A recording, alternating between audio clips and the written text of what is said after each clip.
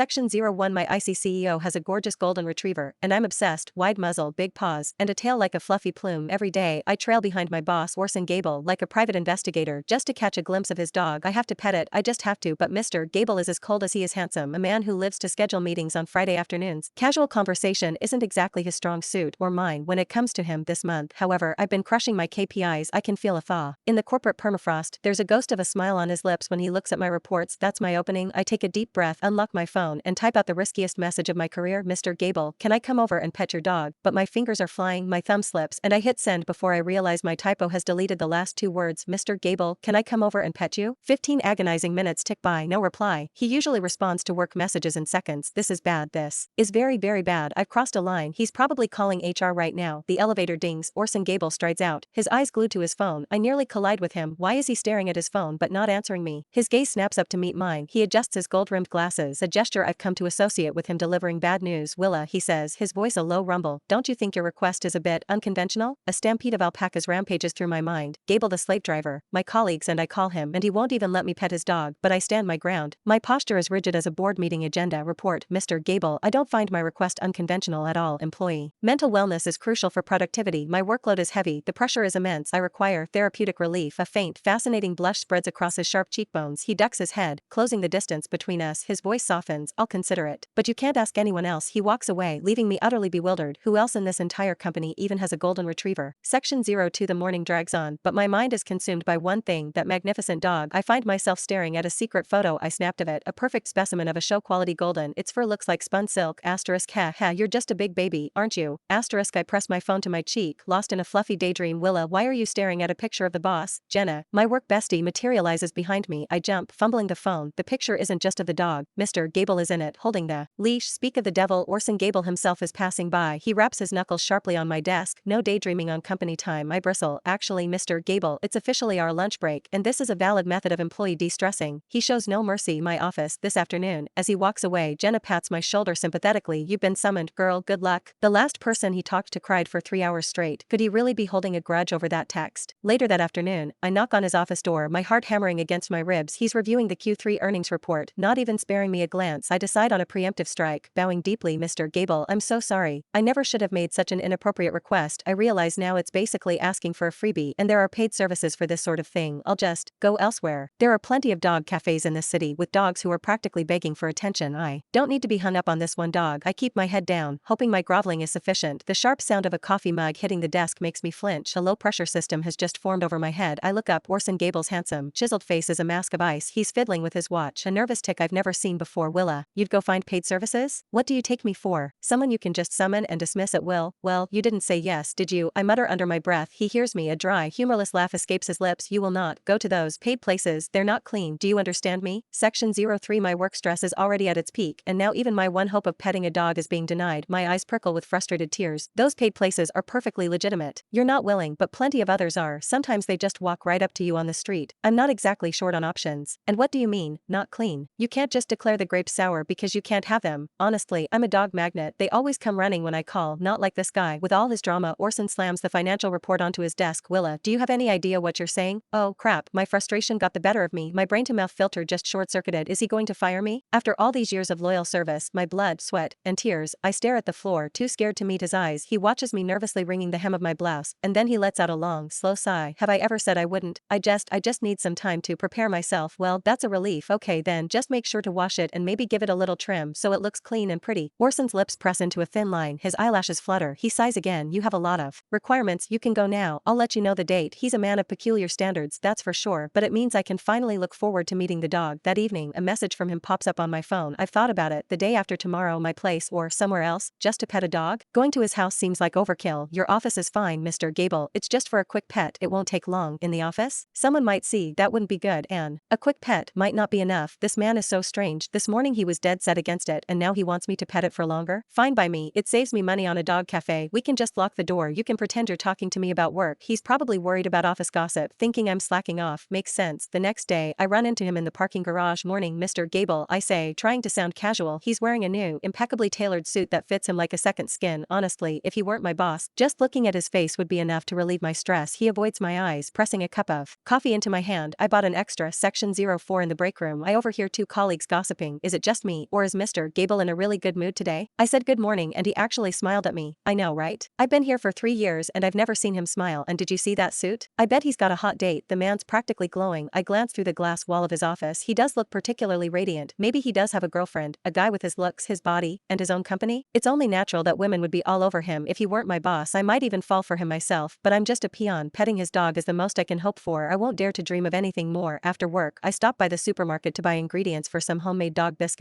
a little bribe for my new furry friend. Suddenly, my phone rings. It's Orson. The supermarket is a cacophony of noise. I can barely make out his words. What should I wear tomorrow? Is he asking what the dog should wear? Oh, don't worry about that. No clothes is better. The feeling is more direct. Just make sure you have the leash. Are you sure? An elderly man with a shopping cart is ramming into my ankles. I rush to end the call. Yes, I'm sure. It's noisy here, Mr. Gable. I have to go. I finally escape the supermarket and rush home to bake the biscuits. 2 hours later, a batch of perfect chicken-flavored treats is cooling on the counter. That's when I see the message he sent after our call. So what does this make us? What is our relationship now? What relationship? Between me and the golden retriever? I remember the first time I saw it, how it turned its head and looked at me, and my world tilted on its axis. It's just as the poet said, a single encounter of gold and jade surpasses countless meetings in the mortal world. I guess you could call it love at first sight. Really? You really mean that? Because for me, it was too. Could Orson also have fallen in love with his dog at first sight? I can't blame him. It's the most adorable golden I've ever seen. It seems we have the same excellent taste. Boss, section 05. The next day, I ride the elevator up with Orson. Strange, he didn't bring the dog. Maybe it's because the office is crowded with people arriving for work, too conspicuous. He'll probably sneak out and drive back to get it later. For the first time ever, his gaze is soft when he looks at me. You're not wearing enough. Don't you know the temperature dropped? He drapes his suit jacket over my shoulders, leaving me standing there in a state of shock. Did my boss take the wrong pills this morning? I spent the morning racking my brain. I haven't made any mistakes at work recently, have I? Around noon, when most of my colleagues have gone out for lunch, my phone buzzes. It's from Orson. Come to my office now. My mind immediately conjures an image of a wiggling golden retriever, but asterisk, here I come, little puppy, asterisk. But when I push open the office door, the only person inside is Orson Gable, leaning against his desk, his face flushed. I place the container of biscuits on his desk and scan the room. He locks the door and picks up the container. Are these for me? I nod, confused, my eyes still searching for any sign of a dog. I did everything you asked. I washed up, I brought the leash, and I even trimmed it. I freeze. It's only then that I notice his attire today is different, and I have to admit he looks criminally seductive.